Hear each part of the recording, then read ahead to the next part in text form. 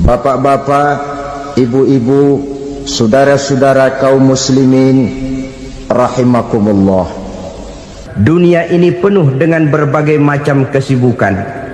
Sejak dari petani yang turun ke ladang, pedagang yang berangkat ke pasar, pelajar yang menuju sekolah, sampai kepada pegawai yang berangkat ke kantor, seluruhnya tidak lain untuk mencari sesuatu yang bernama bahagia. Setiap orang menginginkan kebahagiaan, dan tidak seorang pun menginginkan kesengsaraan dalam kehidupan ini. Namun nyatanya tidak setiap orang yang ingin bahagia mengetahui jalan yang harus ditempuhnya untuk sampai kepada kebahagiaan itu.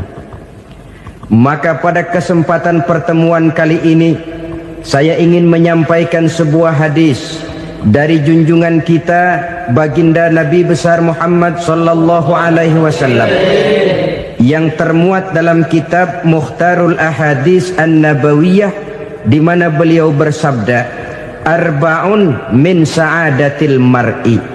Ada 4 perkara yang merupakan tanda dari orang bahagia. Saya mau tanya, di antara saudara-saudara yang hadir di sini, apa ada yang kepengen jadi orang sengsara? Ya. Seluruhnya tentu ingin mendapatkan kebahagiaan. Maka menurut resep dari Nabi kita, tanda orang bahagia itu 4. Jadi kalau saudara ingin bahagia, harus mempunyai 4 perkara ini. Yang pertama, orang bahagia itu kata Nabi, darun wasi'un. Punya rumah biar bagus asal gede. Enak ngaturnya, daripada sudah punya rumah kecil, adanya di pinggir kali, gubuk, kalau hujan bocor, miring lagi, kiamat. Loh, kalau gitu Islam materialis dong. Hadis ini boleh diartikan dengan makna hakiki, arti yang sebenarnya. Boleh diartikan dengan makna majazi, arti kiasan. Kalau dia diartikan dengan arti kias, maka yang dimaksud darun wasi'un ay qalbun wasi'un. Rumah yang luas tidak lain daripada hati yang lapang. Karena di situ kunci kebahagiaan yang sebenarnya. Walaupun kita cuma tinggal di petak berukuran 2 kali 3 meter, kalau hati kita luas-luas rasanya rumah itu. Tapi biar rumah kita halamannya saja puluhan ribu hektar, ada kolam renangnya, kamar tidurnya tidak lagi terhitung. Kalau hati yang menempati rumah itu sempit, maka akan terasa sempit jugalah rumah itu. Tempat bergantungnya tidak lain adalah hati. Marilah kita mencoba melihat berbagai pandangan orang tentang bahagia ini. Ada orang menyangka bahwa bahagia itu kalau dia mendapatkan harta yang sebanyak-banyaknya. Siapa yang banyak harta, dialah raja. Apa yang dia mau, seluruhnya bisa dibeli. Keamanannya, dia bisa menyewa petugas. Seluruh fasilitas untuk menyenangkan kehidupannya bisa dibeli. Pendeknya, hartalah segala-galanya dalam kehidupan. Sampai ada pepatah mengatakan, innad darahima fil amakini kulliha taksur rijala mahabatan wa jalala. Sesungguhnya harta, dinar, dirham, uang di mana-mana selalu bikin hebat orang yang memilikinya. Coba lihat, orang yang punya duit sama yang enggak punya duit, jangan gaya hidupnya, gaya jalannya aja lain. Wahia lisanun liman arada fasahatan, wahia silahun liman arada qitala. Uang adalah senjata yang paling ampuh bagi orang yang mau pergi perang, dan lidah yang paling fasih bagi orang yang mau bicara. Kalau bicara dengan lidah macet, cobalah bicara dengan harta, lancar. Sampai ada pepatah demikian, segalanya bisa diatur dengan harta. Maka di kalangan orang yang berpandangan semacam itu, seluruh kegiatan hidupnya hanya terfokus kepada bagaimana mengumpulkan harta yang sebanyak-banyaknya.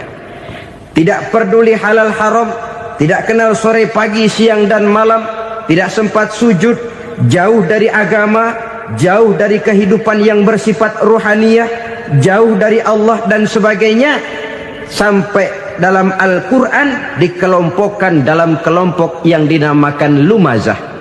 Allazi jama'a malahu wa 'addadah yahsabu anna malahu akhladah. Mereka mengumpul-ngumpulkan harta sebanyak-banyaknya dan menyangka bahwa harta yang banyak itu dapat mengekalkan hidupnya, mengekalkan kekayaannya, mengekalkan kebahagiaannya. Saudara hadirin yang berbahagia, kalau pandangan hidup ini benar, artinya kalau harta memang merupakan satu-satunya hal yang dapat membuat orang bahagia, tentu di rumah mewah tidak akan pernah ada tangis derita.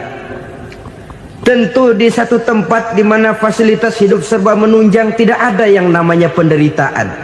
Tapi suka dan duka, sedih dan gembira, senyum dan tawa adalah milik setiap orang, baik dia punya harta maupun dia tidak punya harta. Nyatalah bahwa harta semata-mata bukan merupakan jaminan bahwa orang akan bahagia, walaupun tanpa harta orang sulit untuk bahagia. Saya mau cerita, ada orang super kaya,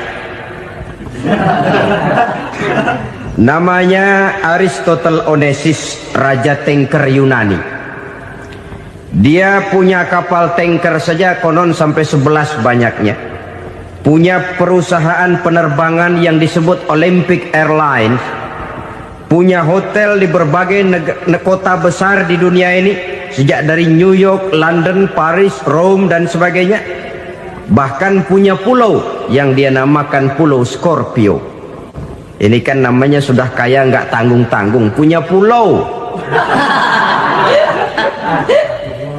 Nah, dia punya 2 orang anak, yang satu laki-laki namanya Alexander, yang satu perempuan namanya Maria Onesimus. Seluruh harapannya tertumpah kepada anak lakinya Alexander ini, yang akan meneruskan usahanya, meneruskan kekayaannya, meneruskan dinastinya. Apa yang terjadi? Ternyata anak yang dia harapkan yang bernama Alexander ini mati muda dalam kecelakaan pada waktu dia olahraga. Apa olahraganya? Namanya olahraga anak orang kaya, golongan jet set. Olahraganya olahraga pesawat terbang. Jatuh, ya nggak kapungut, habis mati. Tinggal satu anak perempuannya, Maria Onesimus. Tapi anak perempuan ini juga malah urakan. Terakhir dia pacaran, bahkan kemudian kawin sama orang Rusia.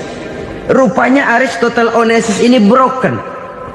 Kekayaannya yang berlimpah ruah, perusahaannya yang begitu banyak, siapa yang akan meneruskan? Siapa yang akan menggantikan? Sampai kemudian dia mengurung diri di Pulau Scorpio dan mati di sana secara mengenaskan.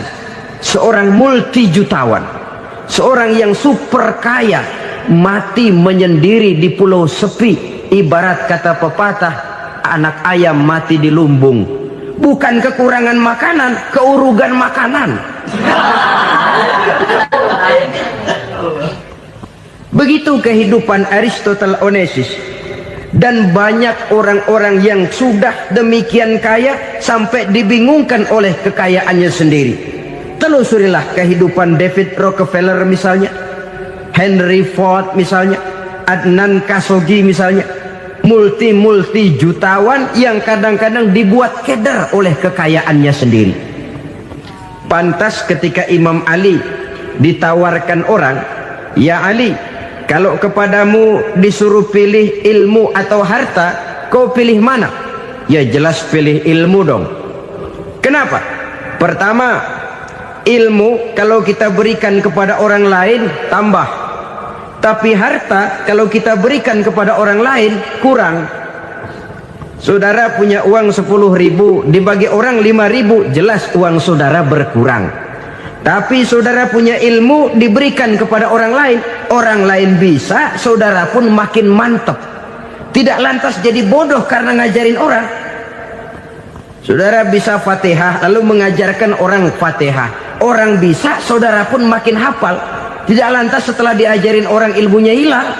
Begitu datang dia minta orang, tolong ajarin saya Fatihah, udah habis, nggak ada.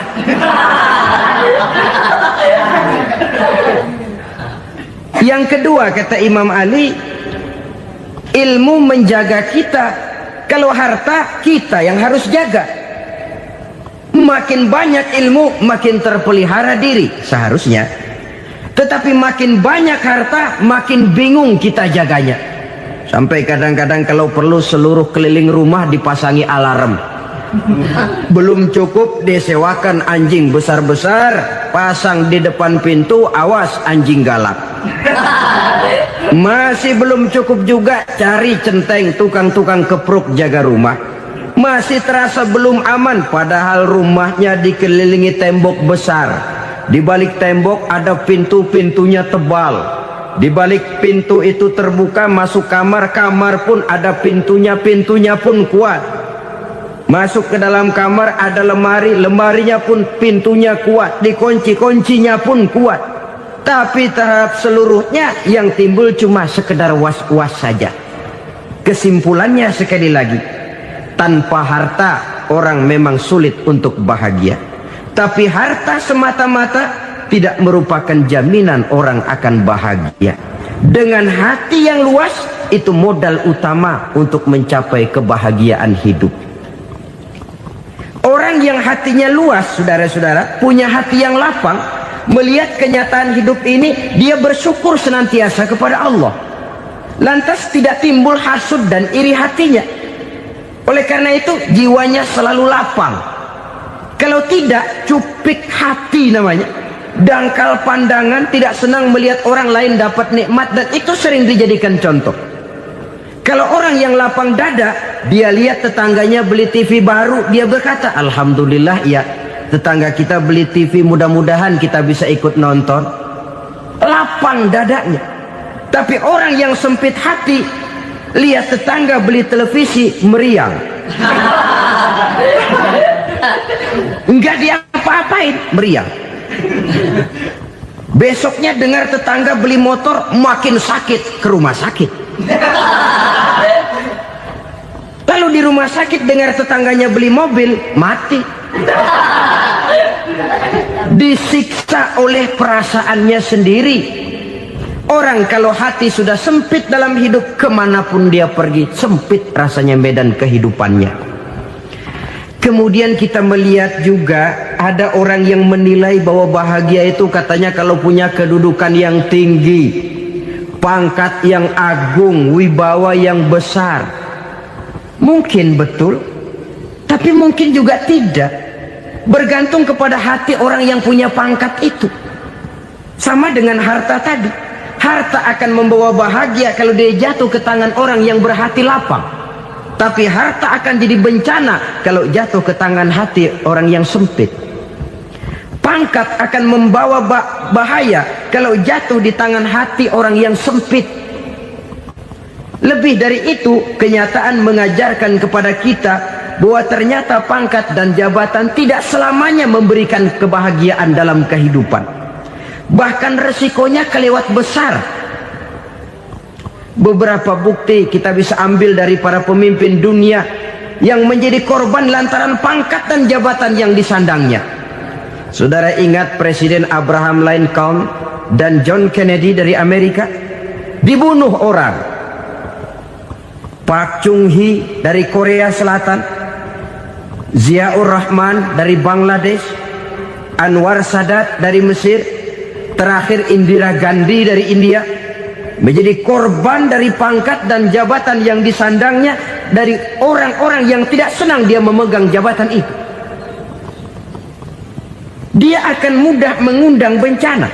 Sehingga pantas kalau seorang presiden terkemuka Amerika, Harry Truman namanya, dia mengatakan jabatan presiden itu, kata dia, seperti orang nunggang macan, naik macan.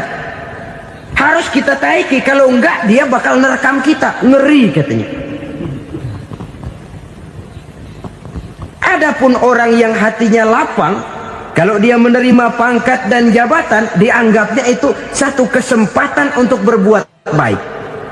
Tapi orang yang berhati sempit, menerima pangkat dan jabatan, bukan kadang-kadang menerima, malah berusaha setengah mati mencapai dengan segala cara. Kalau perlu jilat atas, jilat atas. Jadi golongan sumuhun dawu.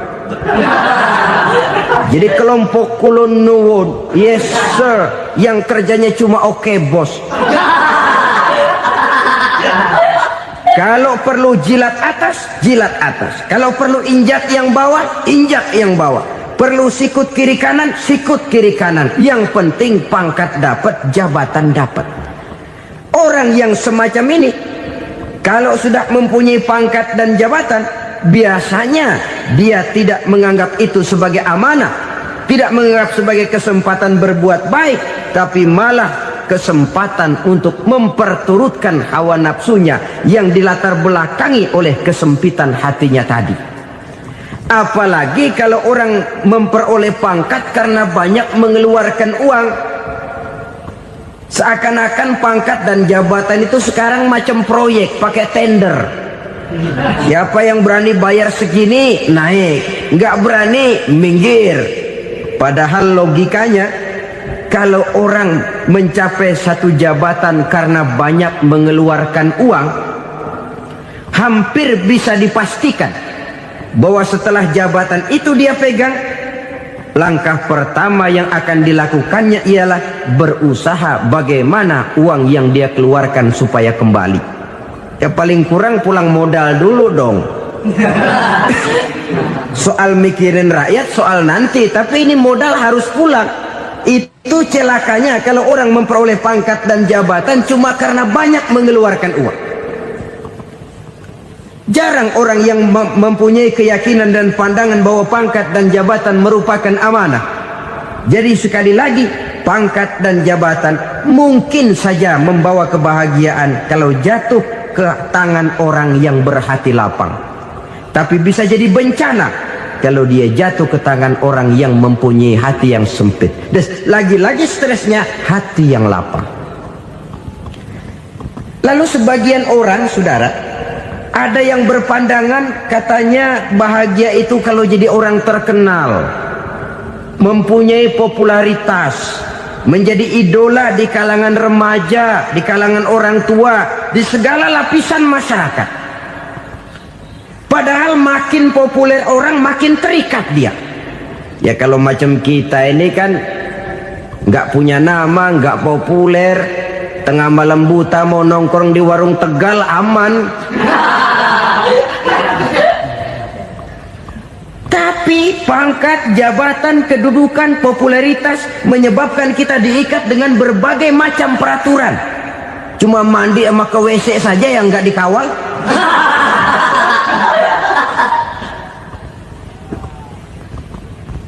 Benarkah popularitas, ketenaran membawa kebahagiaan? Mungkin. Ya, tapi mungkin juga tidak. Kenapa?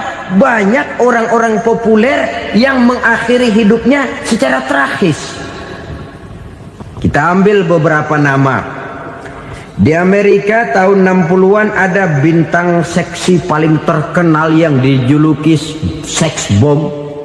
Bom seks. Sampai sekarang jadi legenda, namanya Marilyn Monroe. Singkatan dobelnya itu inisialnya MM, Marilyn Monroe.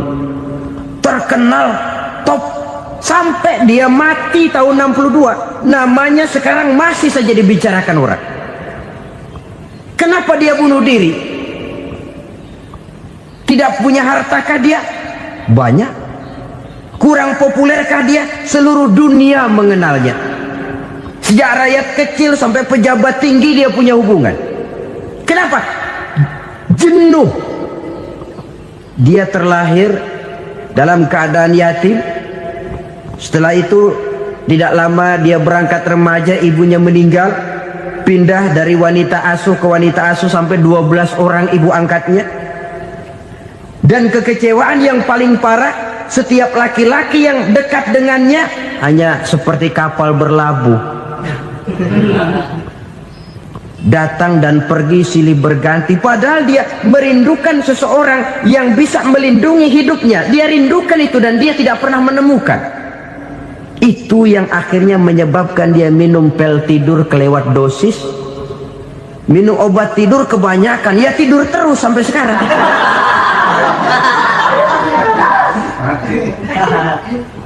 Dia mengakui, saya telah memiliki ketenaran, tapi saya tidak pernah hidup dalam ketenaran itu. Saya pandai main sandiwara, tapi saya ingin hidup dalam alam yang real sebagaimana umumnya orang. Itu yang dia rindukan. Menyusul jejak yang namanya Marilyn Monroe ini, Billie Holiday, saudara kenal tentu, di rumah sakit dirawat. Dia juga minum obat overdosis, mati lagi. Jimi Hendrix minum obat tidur overdosis kelewat batas, mati lagi. Lalu yang menghanyutkan diri di danau, Janis Joplin dan Brian Jones. Ini orang-orang populer, orang-orang terkemuka yang mengakhiri hidup secara tragis, bukan karena tidak terkenal, mungkin karena sudah saking terkenalnya. Contoh paling belakangan, Bruce Lee. Wah, ini tukang-tukang keprok tentu kenal siapa dia. Sampai sekarang pun tabir kematiannya masih merupakan misteri. Dan yang masih hidup juga menunjukkan gejala yang aneh. Michael Jackson, rumahnya di Beverly Hills itu dijaga sedemikian rupa, dan dia selalu curiga kepada setiap makanan harus steril, bersih dari segala macam kimia. Kemana dia pergi, itu tukang-tukang keprok sudah selalu menjaga dan mengawal, dan dia seakan takut menunjukkan mukanya yang asli. Hingga kalau tampil ke tengah di luar show, dia kadang memakai pakaian yang tidak menunjukkan dia yang sebenarnya, takut dikenali orang. Ternyata popularitas sering jadi momok yang meracuni kehidupan manusia. Oleh karena itu, benarlah junjungan kita pada saat beliau mengajarkan orang akan bahagia kalau dia mempunyai hati yang lapang. Nah, sekarang masalahnya untuk mendapatkan hati yang lapang, caranya bagaimana? Kita kembali kepada konsep Quran. Allah mengajarkan, ala inna bi dzikrillahi tatmainnul qulub. Ketahuilah bahwa dengan banyak mengingat Allah, hati akan tenang, jiwa akan lapang. Dengan kata lain, dekat dengan agama, merasakan kehadiran Allah dekat dalam hidup. Itu muara pertama untuk mencapai hati yang lapang. Ala inna bi dzikrillahi tatmainnul qulub. Jangan macam orang sekarang ingin mendapatkan ketenangan lalu tapak di puncak gunung, di gua-gua, di tempat sepi. Iyalah kalau nggak ada ular. Kalau tergigit ular berbisa, ketenangan belum, mati jelas itu. Islam positif untuk mendapatkan ketenangan. Ala inna bi dzikrillahi tatmainnul qulubi. Bahwa ketahuilah bahwa dengan banyak mengingat Allah, hati akan tenang, jiwa akan lapang, nuansa pikiran akan luas. Karena yang namanya bahagia ada dimanapun manusia berada. Di kampung ada bahagia, di kota ada bahagia, di ngarai, di lembah, di gunung, di hutan, di lautan, di angkasa luar, dimanapun bahagia itu ada kalau kita bermodalkan hati yang lapang ini. Dan hati akan lapang kalau kita dekat dengan agama. Dekat dengan harta buat sementara hati mungkin tenang, tapi ketenangan yang relatif dan temporer. Apalagi orang tiap kali tambah harta, tiap kali tambah rencana. Itu wajar. Mungkin sebelumnya saudara berpikir, kalau punya duit 5.000 enak nih. Begitu punya duit 5.000, aduh sayang kalau 10.000 aja. Tiap kali tambah harta, tiap kali lain rencana. Makin banyak rencana, makin menjauhkan kita dari yang namanya ketenangan. Padahal ketenangan merupakan unsur utama untuk mencapai bahagia. dan ketenangan itu bermuara dalam hati manusia. Tengoklah kehidupan ini. Orang yang banyak harta dengan orang miskin, berbedakah rasa sakit yang mereka tanggungkan? Rasanya tidak. Walaupun si kaya tidur di kasur empuk berselimutkan sutra mahal, sementara si miskin meringkuk di balai bambu yang keras dan kasar. Apabila maut datang, dia juga tidak pernah pilih bulu. Maut datang menjemput si kaya di singgasana keemasannya, dikelilingi oleh para pengasuh, dayang dan inang serta para pengawal. Dan maut pun datang menjemput si miskin papa, sehingga ia tergelepar di tepian jalan. Kedua-duanya bernama mati. Kalau nyata bahwa sakit yang ditanggung si kaya tidak beda dengan sakit yang ditanggung si miskin, bukan harta semata yang membuat orang bahagia. Hati yang tenang, jiwa yang lapang penuh kedamaian karena banyak berzikir dan mengingat Allah, itu merupakan modal utama untuk mencapai sesuatu yang bernama bahagia.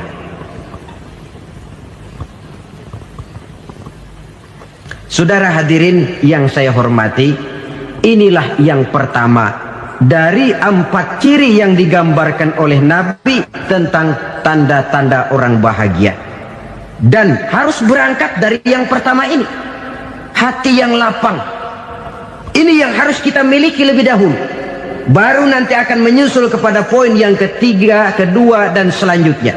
Sebab kalau hati sudah terisi dengan jiwa yang lapang, seluruh persoalan insya Allah akan bisa kita atasi dengan sebagaimana mestinya.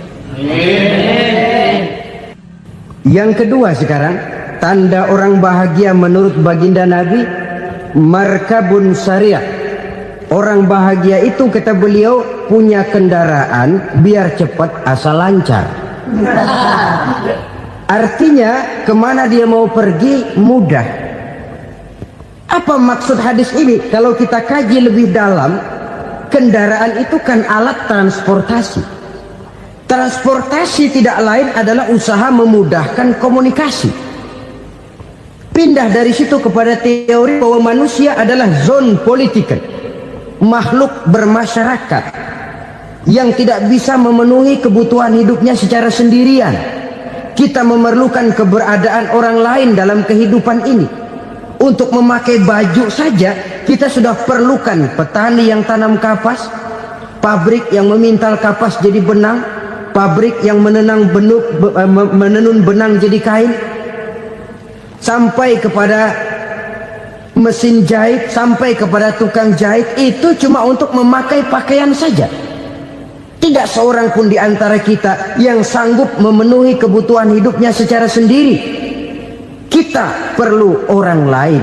Maka kebebasan dalam arti mutlak, kebebasan tanpa batas, itu tidak mungkin ada dalam kehidupan. Karena kita mengadakan yang disebut interaksi sosial. Setiap kegiatan kita tentu melibatkan orang lain. Menurut kita barangkali kita bebas jalan di jalan raya semaunya, tapi orang lain berkendaraan pun merasa bahwa ini ada juga jalan haknya, dan begitu selanjutnya. Oleh karena itu, maksud dari kendaraan yang cepat ini adalah khulata'uhu ma'as solihin. Lingkungan pergaulannya terdiri dari orang-orang soleh. Pergaulannya luas. Kemana dia pergi ada temannya. Kesulitannya ada tempat dia cerita. Dan kesulitan kalau sudah diceritakan kepada orang lain, taruh kata orang itu tidak bisa menolong, namun menceritakannya kepada orang yang kita percayai, kan paling kurang sudah mengurangi beban jiwa, mengurangi tanggungan batin, merasa masih ada tempat kita cerita. Maka lebih baik orang awam yang mau bergaul ketimbang orang setengah alim tapi ngunci pintu. Sebab nantinya akan timbul sikap picik, cupik pandangan, dan tidak luas menghadapi kenyataan dalam kehidupan ini. Namun yang harus kita garis bawahi, pergaulan memang mesti luas. Namun jangan sekali-kali lupa bahwa pergaulan sangat besar pengaruhnya dalam ikut membentuk kepribadian manusia. Sehari-hari bisa kita bilang Kalau kita dekat sama tukang minyak wangi, sekalipun nggak dibagi minyaknya, baunya tentu dapat. Betul? Tapi dekat sama tukang elas, walaupun nggak kena apinya, asapnya mesti kena. Kalau Syauqi mengatakan lebih jelas lagi, man asyaral asyrafa asya musyarrafan wa muasyiral anzali ghairu musyarrafin.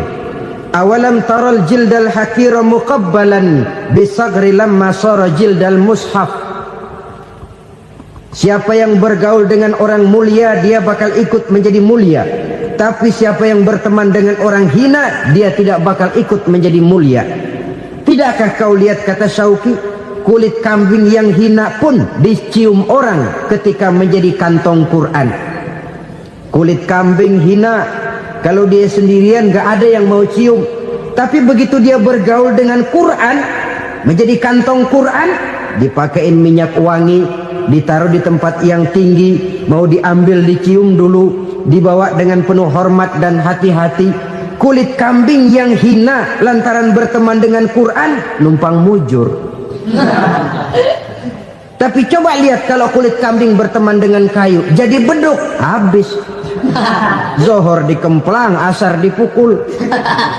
Itu pun sedikit saja, cuma salah milih teman. Yang temannya Quran dihormati orang, yang temannya kayu lantaran jadi beduk, gelap-gelap subuh orang udah kemplangin.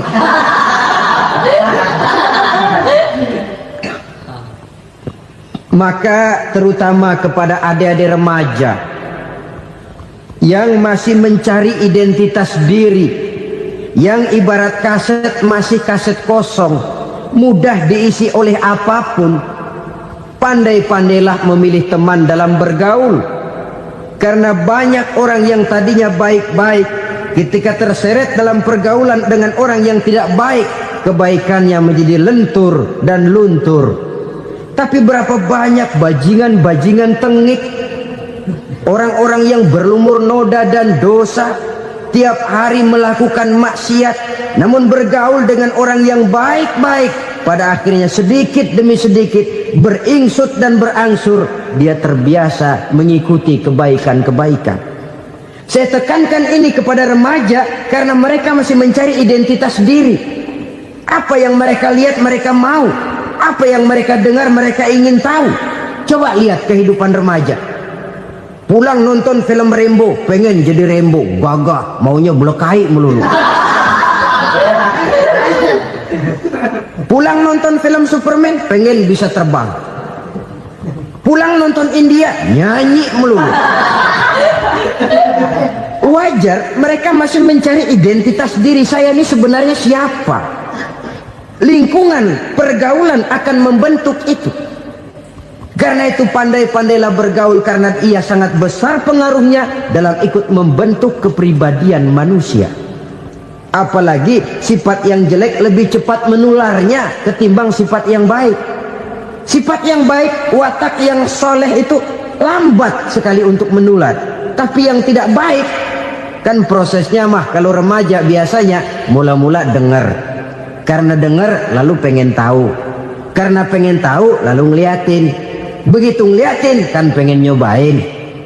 Setelah nyobain ketagihan. Nah, ini prosesnya. Yang namanya ganja, morfin, narkotik, awalnya kan begitu. Mula-mula dengar, katanya kalau sudah fly to the sky, sudah melayang ke langit, katanya disitulah puncak kebahagiaan. Mulanya cuma dengar. Karena dengar pengen tahu. Karena pengen tahu lalu ngeliat, kumpul sama orang yang suka ngeganja. Setelah ngeliat, nah pengen ngerasain. Begitu ngerasain enak juga, ketagihan. Kalau sudah ketagihan jadi penyakit kronis, bisa merembet kepada yang lain. Iya, kalau orang tuanya mampu untuk beli morfin, beli ganja. Kalau tidak kan pikirannya ngayap, jemuran siapa ya gue sabet. Timbullah perbuatan-perbuatan negatif yang bermula dari salah pergaulan. Apalagi buat adik-adik remaja yang tinggal di kota-kota besar, yang pengaruh budaya, pengaruh kesenian, pengaruh struktur kehidupan yang nampak makin individualistis, di mana persaingan tajam, tensi ekonomi tinggi, orang mudah mengalami stres. Pandai-pandailah dalam bergaul, sekali lagi, karena ia sangat besar pengaruhnya dalam ikut membentuk kepribadian manusia. Orang bahagia punya kendaraan yang cepat, artinya punya pergaulan yang luas, dan lingkungan pergaulannya terdiri dari orang-orang yang soleh. Kemana dia pergi, ada teman. Kesulitannya, ada tempat dia cerita. Tapi kalau sudah menyendiri, hidup sendiri, kesulitan dipikiri sendiri, bisa mati belum waktunya. Tidak ada tempat berbagi rasa, tidak ada tempat bercerita, tidak ada tempat mengurangi beban dalam kehidupan. Pantas betul kalau Islam sangat menggalakkan dan menganjurkan orang kalau sudah sampai waktunya itu untuk melangsungkan nikah. Kata Nabi, ya ma'syaras syabab man istata'a minkumul ba'at falyatazawwaj. Hai para pemuda, kalau sudah mampu memberi nafkah, kawinlah, nikahlah kamu. Kenapa? Sudah ada teman hidup, tempat berbagi rasa. Kesulitan kalau ada tempat cerita akan lebih ringan ketimbang kita telan sendiri, walaupun bobot kesulitannya sama beratnya. Saudara-saudara kaum muslimin rahimakumullah, inilah ciri yang kedua, punya kendaraan biar cepat asal lancar. Kemana kita mau pergi gampang. Dengan kata lain, setelah hati yang luas, pergaulan yang luas. Dua. Yang ketiga sekarang, tanda orang bahagia itu menurut Nabi, misbahun mudhi'un, punya lampu yang terang. Oh, itu enggak problem. Sekarang sudah zamannya listrik masuk desa, Pak. Lampu sudah terang semua. Betul, kalau itu yang dimaksud. Tapi tidak cuma itu. Karena lampu yang dimaksud di sini, lampu yang akan menerangi seluruh perjalanan hidup. Dan perjalanan hidup itu sudah dimulai sejak kita terlahir ke alam ini, sampai masuk ke alam barzah, kumpul di padang mahsyar, sampai ke akhirat. Lampu yang menerangi itu yang diperlukan. Kalau lampu, katakanlah yang paling top sekarang kan lampu jenis Mercury. Taruhlah itu di rumah kita, dia cuma menerangi rumah kita, menerangi hati pun tidak sanggup. Bila kita masuk ke alam barzah, alam kubur, sanggupkah si Mercury yang begitu terang menerangi alam barzah kita? Tidak sanggup lagi. Sanggupkah lampu yang ratusan watt, bahkan puluhan ribu watt menerangi kehidupan di padang mahsyar? Tidak akan sanggup lagi. Kalau demikian, yang dimaksud lampu yang terang di sini apa? Tidak lain amal soleh, kebajikan yang kita lakukan dalam hidup. Itu yang akan jadi lampu penerang. Di dunia nama kita akan terang, jasad kita boleh hancur terkubur tanah, tapi nama kita akan dikenang orang. Begitulah kalau orang meninggalkan kebajikan dalam hidup seperti sekarang. Ribuan orang tiap saat berziarah ke kubur Imam Syafi'i, ke kubur Imam Malik, ke kubur Imam Ghazali, ke kubur orang yang baik-baik, orang yang soleh-soleh. Kebajikannya yang ditinggalkan, yang mengukir namanya dengan tinta emas. Sehingga saudara sudah terbaring di alam kubur, orang lewat, Allah, ini kuburannya Fulan bin Fulan, dulu ini kebaikannya Masya Allah, saya ikut merasakan. Mari kita mampir sebentar, kita Fatihah. Mohon disampaikan Allah pahalanya kepada almarhum. Al-Fatihah. Itu kalau orang baik-baik. Lalu saudara tanya, Pak, orang mati dikirimin Fatihah apa nyampe pahalanya? Saya jawab, kalau saudara nggak percaya, mati dulu dah. Nanti saya Fatihain, tungguin di sana. Umpama nggak sampai, balik lagi kemari. Sekarang ini kan maunya otak-otakan saja. Kalau nggak masuk otak, nggak percaya. Padahal alam gaib itu nggak bisa diotak-otakin. Sama saja dengan saudara pernah dengar cerita kapal Tampu Mas tenggelam tak? Pernah nggak? Di mana? Ya, di laut Masalembo. Begitu ke Tampu Mas tenggelam, ratusan penumpang itu terjun ke laut, dipermainkan gelombang, berjuang menghadapi maut itu. Orang lagi timbul tenggelam di lautan, dihantam ombak, kita tengokin pakai helikopter. Pak, lagi timbul tenggelam ya? Iya, tolongin. Jangan khawatir Pak, nih saya kirim intan Pak, harganya 10 juta.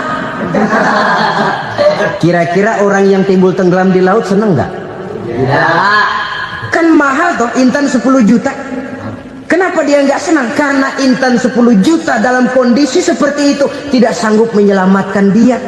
Dia akan girang kalau dikirimin ban mobil bekas, dikirimin papan terentang atau bambu.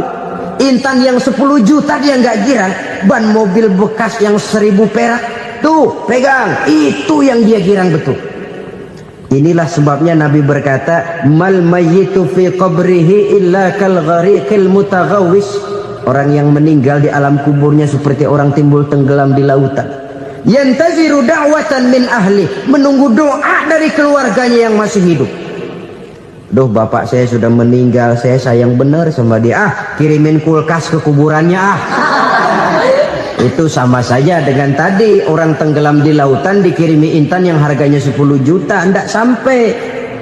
Begitulah kalau kebajikan yang kita tinggalkan dalam hidup, sudah mati pun kubur kita masih diziarahi orang. Tapi kalau jahat yang kita tinggalkan, boro-boro lah orang mau doa lewat dekat kuburan kita juga serem.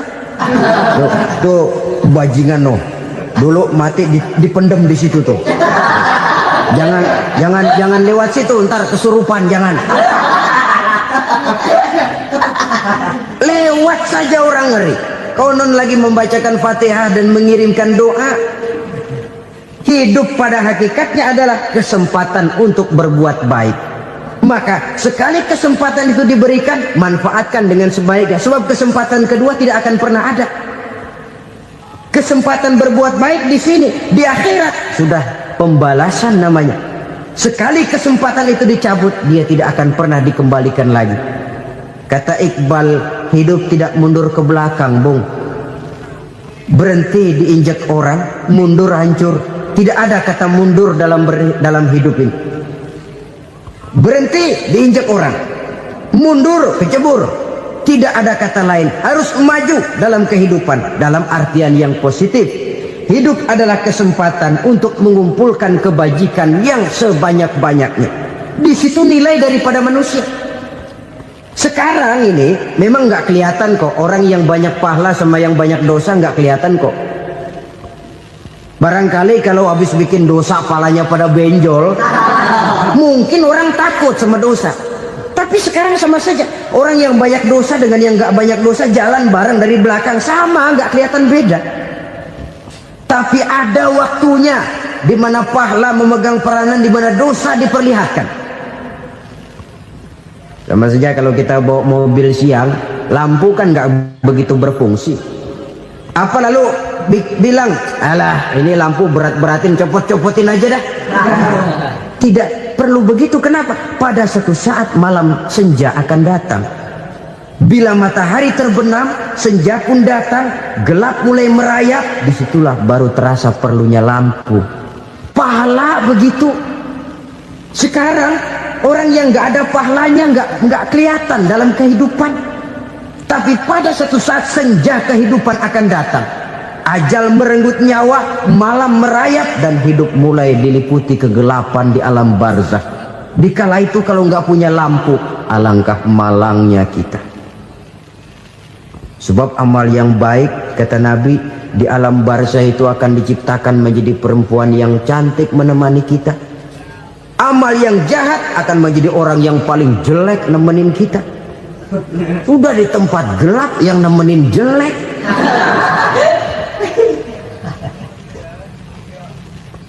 Kaum muslimin rahimakumullah. Kalau demikian masalahnya, tergantunglah kita pandai memanfaatkan waktu. Al-waktu kasayf, waktu itu cepat sekali. Yang namanya waktu itu tahu-tahu. Tahu-tahu udah tahun 87. Tahu-tahu udah begitu. Tahu-tahu yang kemarin anak-anak, sekarang udah pada punya anak. Tahu-tahu saja itu. Begitu cepat waktu berlalu. Kalau tidaklah pandai kita memanfaatkannya, akan rugi kita. Nabi bersabda, man kana yaumuhu khairun min amsihi fahuwa rabih. Barang siapa yang hari ini lebih baik daripada hari kemarin, itu orang untung. Hari ini lebih baik daripada kemarin, bulan ini lebih baik dari bulan kemarin, tahun ini lebih baik dari tahun kemarin, itu orang yang beruntung. Tahun kemarin sembayangnya maghrib doang, sekarang udah tambah isya. Tahun kemarin cuman Idul Fitri aja ngancem bener, sekarang udah tambah Jumat, lalu tambah lagi maghrib, tambah lagi isya, dan selanjutnya. Hari ini lebih baik daripada kemarin, itu orang yang beruntung. Wa man kana yaumuhu mislu amsihi fahuwa khasir. Lalu barang siapa yang hari ini sama saja dengan hari kemarin, itu orang rugi. Hari ini sama dengan kemarin, rugi itu. Bulan ini begitu, bulan kemarin begitu, tahun ini begitu, tahun lalu juga begitu. Rugi itu orang. Rugi apa? Rugi umur. Umur tambah, amalan gak pernah tambah. Dan saya pikir lebih merupakan azab ketimbang nikmat kalau orang dikasih panjang umur cuma untuk numpuk dosa. Mending mana? Panjang umur banyak dosa sama pendek umur dikit dosa? Mending mana? Mending mana? Ya, paling mending tentu panjang umur banyak pahala. Tapi kalau tidak, sekali lagi, lebih merupakan azab ketimbang nikmat kalau orang diberikan panjang umur tapi cuma untuk sekedar menumpuk dosa. Kehilangan kesadaran bahwa dunia bukan terminal akhir dari satu perjalanan. Dia cuma halte di mana kita berhenti sebentar untuk menuju kepada terminal yang hakiki. Saudara-saudara kaum muslimin rahimakumullah, inilah lampu yang akan menerangi kehidupan, amal yang kita lakukan di dalam kehidupan. Jadi yang dimaksud dengan lampu yang terang, kebajikan yang kita kerjakan dalam hidup. Nah, setiap orang di awal tadi saya bilang ingin bahagia. Bahagia itu kan hakikatnya kumpulan senang dan selamat. Senang, selamat. Apa bedanya? Senang tapi tidak selamat, nggak bahagia. Selamat tapi nggak senang, nggak bahagia orang. Contoh, kalau orang korupsi, duitnya banyak, senang dia, tapi keselamatannya. Ada tentara baris di samping rumahnya udah bingung, padahal tentara latihan. Tentara cuma latihan, dia bingung. Senang, tapi karena keselamatannya tidak terjamin, dia tidak bahagia. Sebaliknya pegawai negeri jujur benar, cuma segaji-gajinya, selamat nggak korupsi tapi melarat, ya nggak bahagia juga, kurang senang. Kesenangan dan keselamatan untuk dunia saja, ya sekali lagi, kalau cuma sekedar untuk dunia saja, bisa dibeli pakai uang, bisa dibeli pakai uang. Saudara ingin selamat, bisa dibeli pakai uang. Saudara ingin senang, bisa dibeli dengan uang. Tapi setelah mati masuk ke alam barzah, habis kekuasaan uang. Nggak bisa lagi beli keselamatan pakai uang, tidak mungkin lagi membeli kesenangan dengan uang. Di situ pahala yang megang peranan. Makin banyak pahala, makin banyak saham untuk membeli kesenangan dan keselamatan, untuk memperoleh yang namanya bahagia. Dan jangan lupa loh, di alam barzah kita nggak sebentar, menunggu datangnya kiamat. Loh iya, kalau kita begitu dikuburin terus kiamat datang, untung. Tapi kalau masih harus 1000, 2000, puluhan ribu tahun yang akan datang, dalam satu penantian yang begitu lama, tanpa saham untuk memperoleh kebahagiaan, satu kemalangan yang tidak ada pernah putus-putusnya. Janganlah tergelincir oleh kebahagiaan sebentar yang menipu dengan mengorbankan kebahagiaan hakiki yang berjangka panjang. Apa artinya senyum sejenak kalau harus ditebus dengan tangis seumur hidup? Biarlah kita minum jamu, pahit memang, getir memang, tapi kan besok badan sehat. Daripada sekarang minum sirup, manis memang, enak memang, tapi bibir pada jontor besoknya. Sirawan, batuk, nggak karu-karuan. Banyak orang tertipu oleh kesenangan yang sebentar, padahal laisa kullu ma yalma'u zahaban. Belum tentu semua yang berkilat itu emas, belum tentu semua yang gemerlap itu intan. Karena itu marilah manfaatkan kesempatan yang diberikan Allah ini untuk mengumpulkan kebajikan yang sebanyak-banyaknya. Yang terakhir sekarang, yang keempat, tanda orang bahagia kata Nabi. Zaujatun salihah. Orang bahagia itu tanda yang keempat kata Nabi, punya istri biar cakep asal taat. Sudah surga itu gitu. Cakep taat. Istri kayak gitu, kalau belum mati jangan dikuburin dulu. Sudah cakep taat lagi, tapi kadang-kadang enggak, udah jelek ngadat melulu. Apa yang mau dipilih? Sebab itu Quran mengatakan istri pakaian untuk suami, suami pakaian untuk istri. Kenapa suami istri diibaratkan pakaian? Alangkah tingginya gaya bahasa Quran ini. Suami istri teman hidup, hidup perjalanan panjang. Sejak kita dalam rahim sudah ada hidup kan di sini. Sampai ke alam dunia, masuk ke alam barzah, kumpul di padang mahsyar, sampai menuju akhirat, itu perjalanan hidup. Carilah istri atau suami teman hidup yang membawa manfaat tidak hanya kehidupan di dunia ini, sampai di alam barzah, sampai di padang mahsyar. Suaminya mungkin meninggal lebih dulu, atau istrinya mungkin meninggal lebih dulu, tapi suami atau istri yang masih hidup berbuat kebajikan. Suami saya meninggal, ada hartanya, saya sedekahkan, niat pahala untuk almarhum suami saya. Ini teman hidup, tidak dibatasi dan tidak bisa dipisahkan oleh maut sekalipun. Zohirnya mungkin pisah, badannya mungkin pisah, tapi hatinya, jiwanya, kebersamaannya dalam menghadapi kehidupan. Karena itu saudara-saudara, bahasa Quran indah. Suami istri diibaratkan seperti pakaian. Apa fungsi pakaian? Pertama, pakaian jadi kebanggaan. Artinya suami harus menjadi kebanggaan istri, istri harus jadi kebanggaan suami. Yang kedua, pakaian itu kan fungsinya menutup aurat. Artinya sesama suami istri harus saling menjaga kekurangan masing-masing. Jangan malah sesama suami istri saling membongkar rahasia dan aibnya sendiri-sendiri. Istrinya diceritain jeleknya di mana-mana, atau suaminya dibongkar rahasianya di pasar umum. Itu sudah tidak lagi berfungsi sebagai pakaian. Kenapa semua ini diperlukan? Karena kita menyadari bangsa yang baik terdiri dari masyarakat yang baik. Masyarakat yang baik merupakan susunan dari warga yang baik. Warga yang baik adalah terdiri dari rumah tangga yang baik. Dan rumah tangga yang baik merupakan susunan dari pribadi yang baik. Dari situ langkah dimulai. Membangun satu bangsa yang baik diawali dengan membangun rumah tangga yang baik, dengan menciptakan pribadi-pribadi yang baik. Sehingga dari sini diharapkan berkembanglah nilai-nilai kebaikan.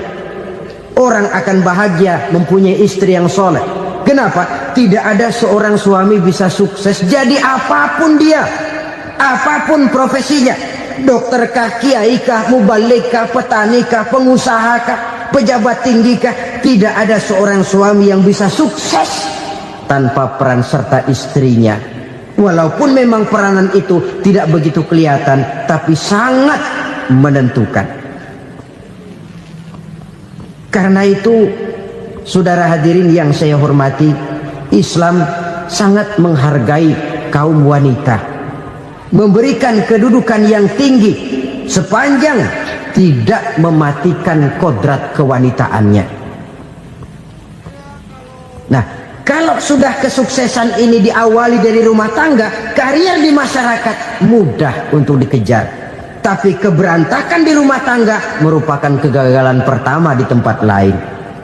Nah, inilah saja yang dapat Al-Fakir sampaikan pada pertemuan kali ini. Terima kasih. selalu berusaha menyimpan sesuatu yang bisa membawa manfaat, baik untuk dirinya, untuk anak cucunya, maupun untuk keluarganya, untuk masa kini dan masa depannya. Kadang simpanan itu berbentuk uang, kadang berupa tanah, lain saat berbentuk pabrik, dan lain sebagainya. Sementara masa depan yang paling pasti adalah akhirat.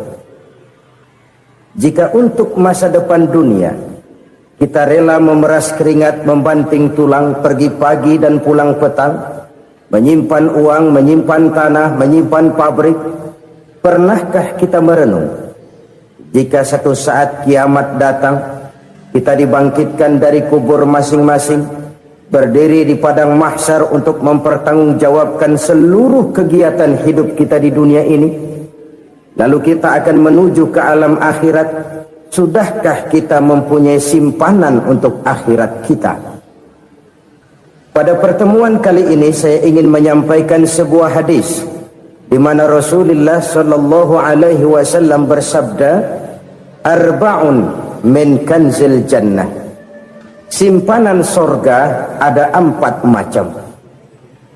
Yang pertama, ikhfa'us sadaqah, menyembunyikan sedekah. Saudara-saudara kaum muslimin, sebagaimana yang kita maklum bahwa Allah Subhanahu wa taala melebihkan sebagian rezeki dari kita terhadap yang lain. Ada yang kaya, ada yang setengah kaya, ada yang miskin, ada yang setengah miskin, dan selanjutnya. Ada yang gajinya kecil tapi penghasilannya gede. Ada yang penghasilannya gede tapi nggak punya gaji. Ada juga yang memang gajinya gede dan penghasilannya gede.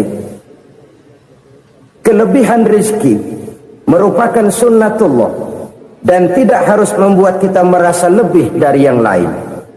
Bahkan sebaliknya, kelebihan itu harus membuat kita ringan tangan untuk menolong mereka yang memang memerlukan pertolongan.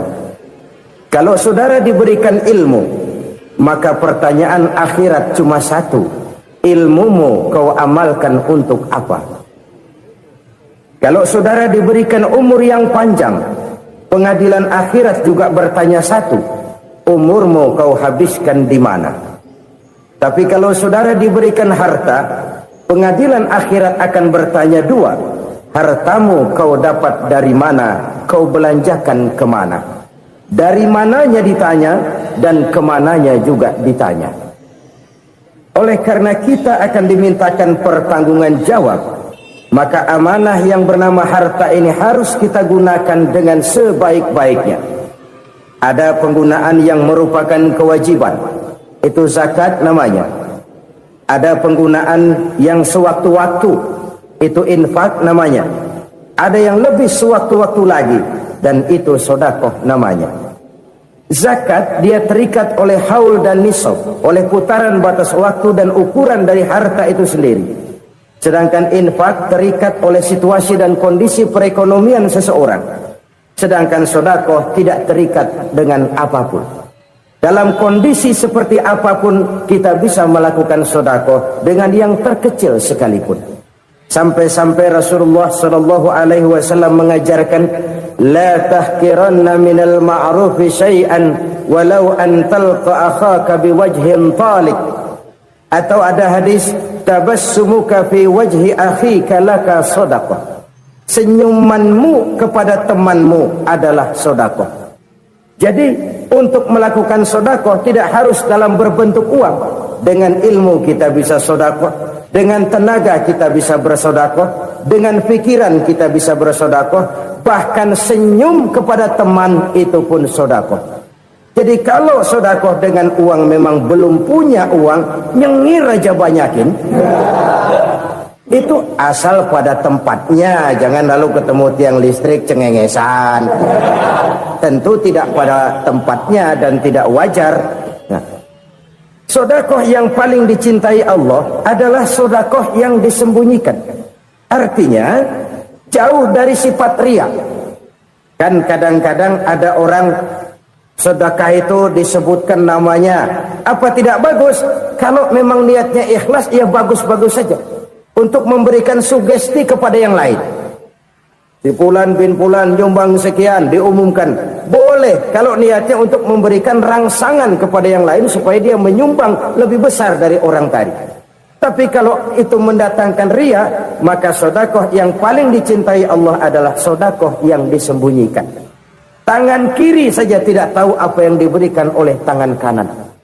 Sedekah yang dilakukan dengan ikhlas akan merupakan perbendaharaan surga, tersembunyi dari pandangan orang lain, tidak seorang pun tahu. Karena memang sikap yang baik adalah melupakan kebaikan dan mengingat kesalahan. Itu salah satu ciri orang bahagia. Orang yang selalu mengingat kesalahannya dan berusaha melupakan segala kebaikannya. Kalau dia akan ada kebaikan, dia tidak bisa ikut, dia merasa rugi karena dia merasa belum pernah berbuat baik. Tapi kalau akan melakukan kesalahan baru, dia ingat kesalahan yang sudah-sudah, sehingga terhalang baginya untuk melakukan satu kesalahan baru. Demikianlah saudara-saudara, bahwa Allah melebihkan rizki sebagian kita dari yang lain, agar terjadi tolong-menolong dalam kehidupan ini. Jadi kesenjangan yang nature, kesenjangan yang alami, itu sunnatullah. Ada yang kaya, ada yang miskin, ada yang kelas menengah. Nah, kenapa lalu sekarang kita berusaha mengentaskan kemiskinan? Oleh karena adanya kesenjangan struktural. Kalau yang kaya bisa semakin kaya, kenapa yang miskin tidak bisa naik jadi ikut sedikit kaya? Sebab pada dasarnya Islam adalah agama yang sejak turunnya sudah berupaya memerangi kemiskinan. Bahkan dikatakan kemiskinan itu mendekatkan kepada kekufuran. Orang kalau miskin udah dekat banget sama kafir. Gampang menjadi kafir. Berapa banyak saudara-saudara kita yang oleh karena soal perut, oleh karena soal materi, terpaksa meninggalkan dan menanggalkan akidahnya, menjual petunjuk yang diberikan Allah dengan kesenangan dunia yang cuma sebentar ini. Na'udzubillah summa na'udzubillah. Jadi makin kita sembunyikan satu sedekah, semakin banyak perbendaharaan kita di surga. Sedekah yang paling dicintai Allah adalah sedekah yang disembunyikan. Malahan ada seorang sufi, dia punya kebiasaan kalau pergi sholat Jumat dia bawa uang, itu uang dia taruh di bawah tikar masjid. Dia niat sedekah kepada siapa saja yang nemuin itu duit. Maksudnya apa? Supaya yang nemuin nggak tahu siapa yang punya duit. Demikian dia saking ingin menyembunyikan sedekahnya.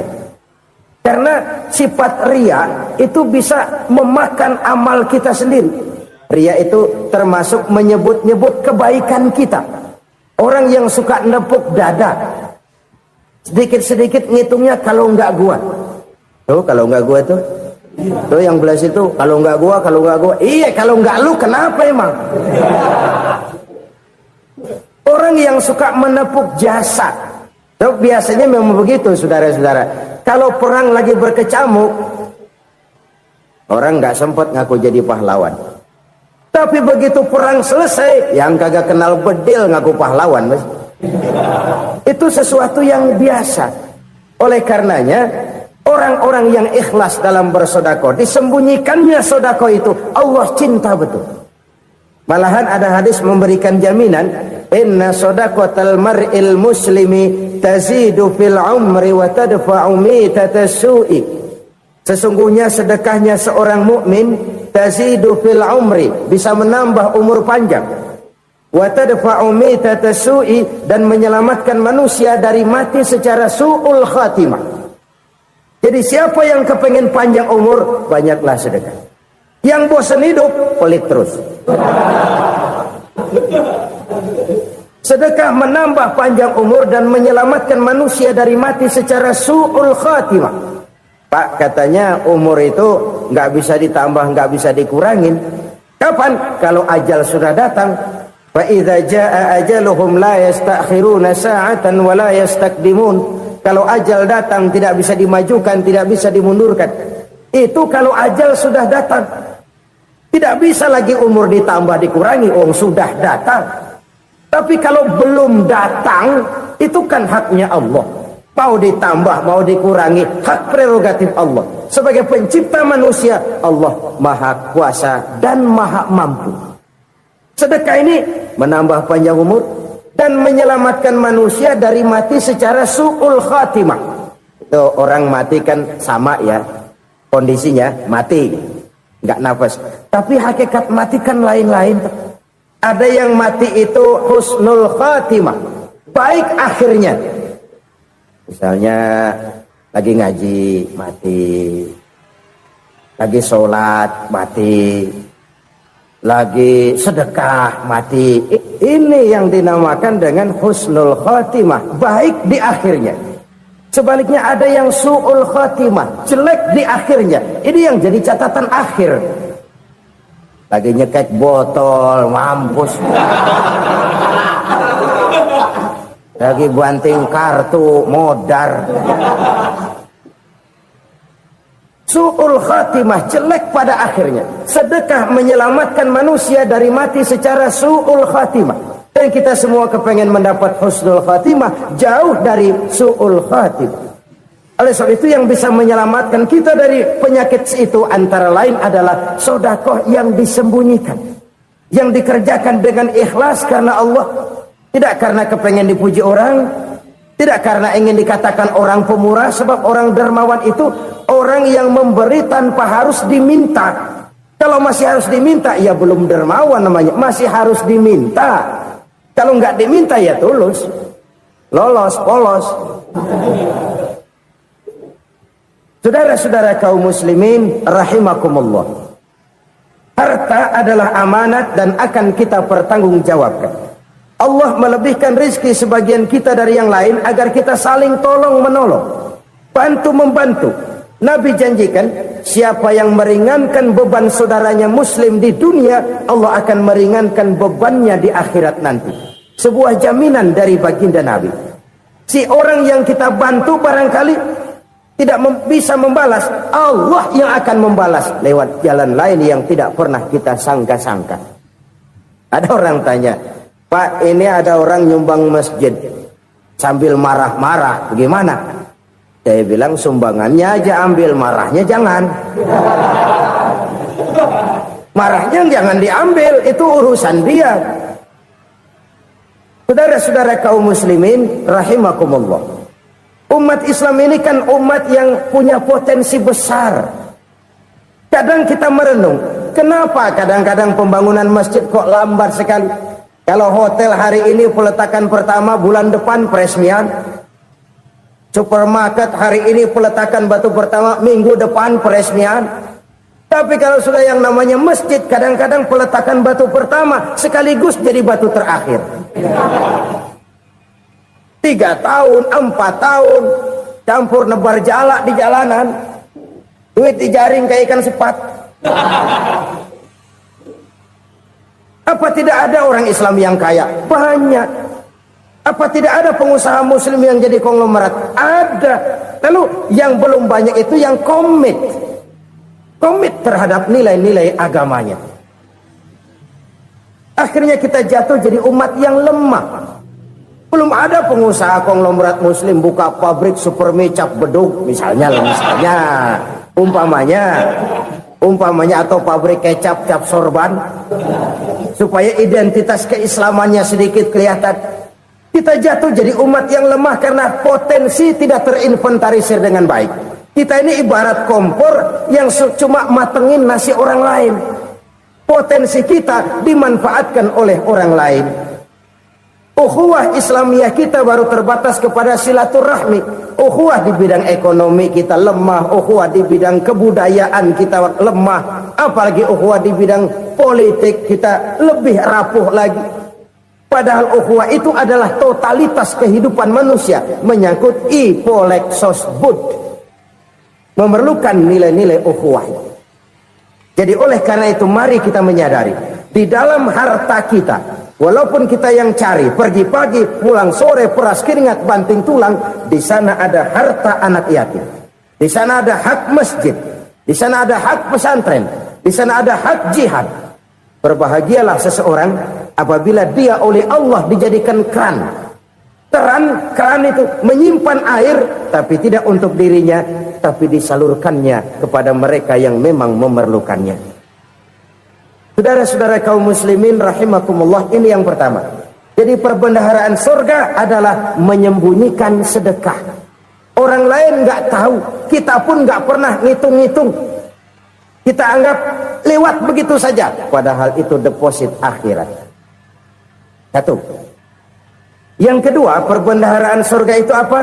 Wa kitmanul musibah, menyembunyikan kesulitan. Kadang orang takut menghadapi kesulitan, tapi makin kita merenung, hidup ini kan sebenarnya urusan. Takut sama urusan, ya jangan hidup. Tandanya orang hidup itu kalau punya urusan. Urusan melupakan problem. Problem sering menimbulkan kesulitan. Kesulitan bukan untuk ditakuti, tapi untuk diatasi dan dicarikan jalan keluarnya. Siapa sih orangnya yang nggak pernah sulit? Makin tinggi status sosialnya, makin gede urusannya. Makin tinggi kualitas imannya, makin berat tingkat kesulitannya. Cuma memang yang namanya enak itu seperti pelangi. Biang lala itu nggak pernah di atas kepala kita, di atas kepala orang melulu. Lu sih enak lu, kata kita. Dia juga bilang yang enak kan lo. Pelangi itu nggak pernah di atas kepala kita. Kata tukang beca, aduh enak ya naik Mercy. Kata tukang beca, apa yang di dalam mobil Mercy? Aduh enak bener tukang beca, di jok ngeringkuk ngorok pulas bener. Saya kamar pakai AC, sejuk, tempat tidur sutra, empuk, alga, spring bed, kulak kulik, nggak bisa pulas kalau belum minum Valium, belum tidur. Enak bener tukang beca, di jok ngorok nggak tahu wetan kulon. Si tukang beca bilang yang di Mercy enak, yang di Mercy bilang tukang beca enak. Inilah enak, nggak pernah di atas kepala kita, di atas kepala orang lain melulu enak itu. Nah, saudara-saudara, yang merupakan perbendaharaan surga itu orang yang bisa menyembunyikan kesulitan, baik pribadi ataupun rumah tangga. Ini terutama rumah tangga yang jadi soalnya. Kadang-kadang kita ini kalau senang, sebaliknya kalau senang kita diam, kalem aja, cuek. Banyak banget duit kita bawaan, diam aja udah. Malah ketemu orang takut. Tapi begitu susah, sekampung tahu. Padahal Nabi mengajarkan perbendaharaan surga itu menyembunyikan musibah, menyembunyikan kesulitan. Kalau enak, cerita sama orang-orang. Kalau nggak enak, rasain sendiri, tekan sendiri, atasin sendiri. Kita kan sebaliknya, tenang kita diam, asal lagi susah, paling tidak kita nyari teman buat cerita kesusahan. Siapa orangnya yang nggak pernah susah? Cuma soalnya bagaimana kita mengatasi kesusahan itu sendiri. Begitu juga misalnya kalau orang sudah berumah tangga, itu orang tuanya harus menjadi tempat dia cerita yang enak-enak saja. Yang nggak enak rasain berdua, selesaikan berdua, atasin berdua. Jangan dibalik. Asal senang diam, giliran susah saja. Maknya laporan. Terbalik. Bisa menjaga security informasi. Maka nama bayam keluar diam, malah seluitan. Enak amat lo makan daging ayam. Security informasi. Saudara-saudara kaum muslimin rahimakumullah, ujian yang terberat itu yang pernah diberikan kepada para nabi, para rasul, para aulia, para ulama. Makin tinggi keimanan, makin berat bentuk kesulitan. Ayo saya kemukakan satu contoh saja. Ada seorang nabi yang kaya, nabi kaya, namanya Nabi Ayub. Iblis kalau orang begini kan keki, ibadahnya rajin, kaya. Nih yang kayak begini susah digodain. Kalau ibadahnya rajin, miskin, kali bisa disogok. Sini imannya mantap, ibadahnya rajin, kaya, nabi lagi.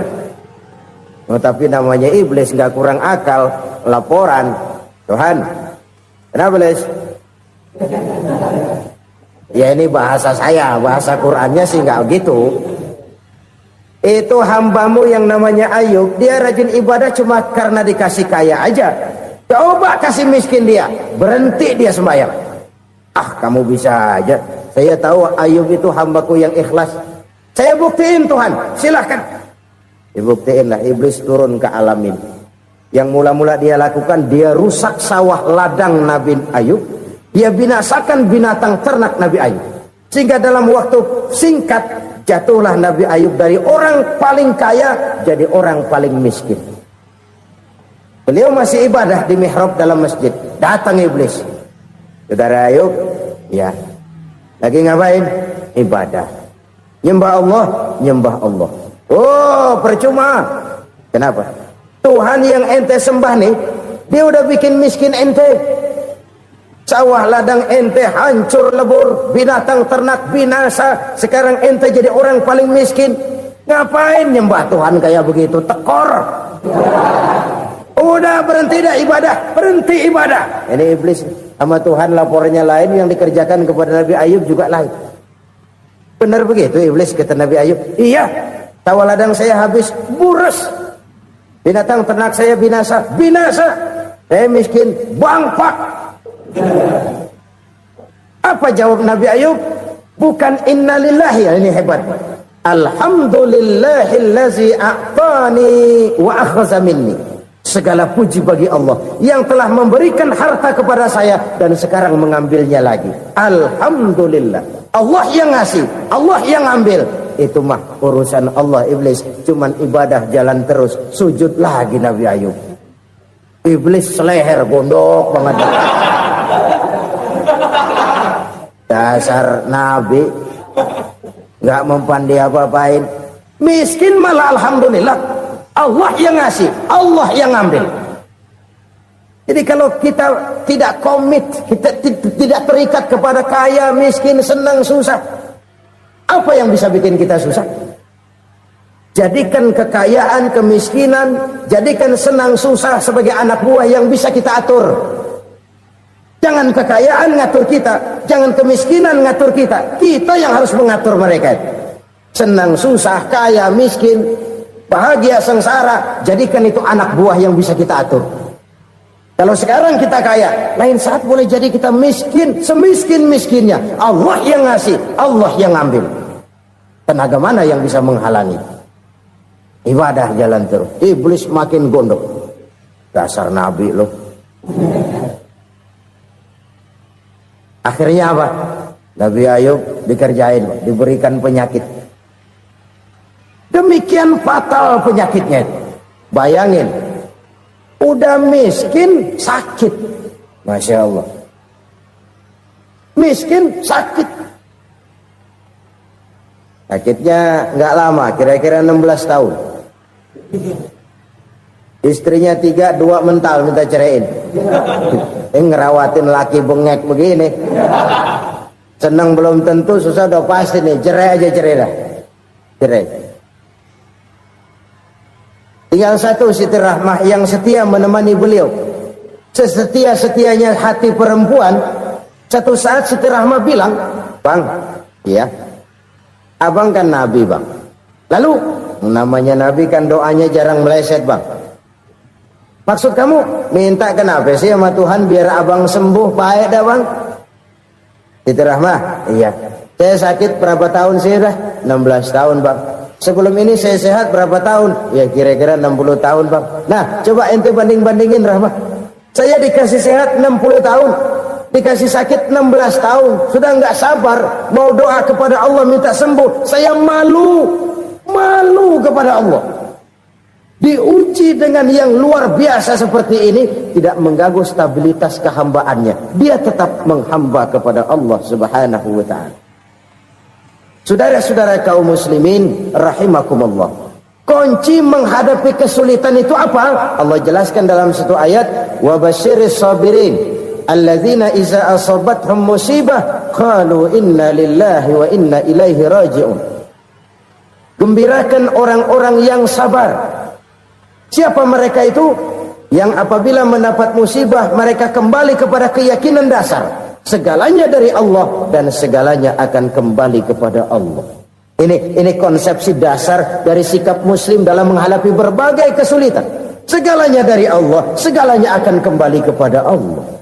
Kalau ini sudah kondisi dasarnya, maka kita akan lapang menghadapi kenyataan bagaimanapun pahitnya. Apakah itu namanya miskin, apakah itu namanya sakit, bahkan maut sekalipun. Maut sekalipun. Segalanya dari Allah, segalanya akan kembali kepada Allah. Ini sikap hidup, bukan sekedar ucapan. Kita kadang-kadang menjadikannya sebagai ucapan. Mulutnya sehingga berhenti, innalillahi wa inna ilaihi rajiun, tapi nangisnya terus gerung-gerungan. Bukan itu, ini kesadaran moral. Kalau segalanya dari Allah, segalanya kembali kepada Allah, kan sebenarnya cuma nunggu giliran. Hari ini saya nyembayangin dia, entah hari apa saya disembayangin orang. Hari ini saya antar dia ke kubur, entah hari apa orang nganterin saya ke kubur. Hari ini saya tahlilkan dia, entah nanti kapan orang tahlilkan saya. Segalanya dari Allah, segalanya akan kembali juga kepada Allah. Oleh sebab itu saudara-saudara, kesulitan bukan untuk ditakuti. Kesulitan justru untuk diatasi, dicarikan jalan keluarnya. Dan tidak ada orang yang tidak pernah mendapat kesulitan. Tidak ada. Semakin tinggi status sosial, semakin tinggi kualitas keimanan, semakin besar juga tingkat kesulitan. Hanya saja bagaimana cara kita mengatasinya. Dan Al-Quran menyatakan, inna ma'al usri yusra. Di balik kesulitan itu pasti ada kemudahan. Roda itu berputar. Karena itu Rasulullah sallallahu alaihi wasallam mengingatkan kepada kita, ta'arraf ilallahi firraha ya'rifka fisyiddah.